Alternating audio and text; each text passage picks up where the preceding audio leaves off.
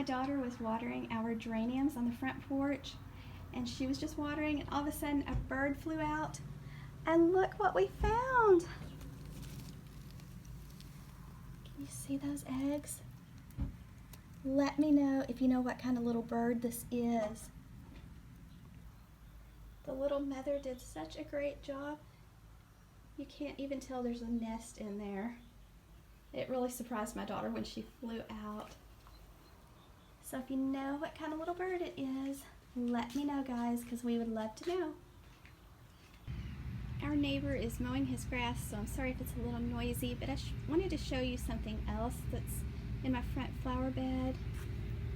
My grandmother gave me these yellow daylilies when my husband and I first built our house, and the bloom only lasts for one day, but these are huge blooms, and it's spread and made a big bunch of flowers.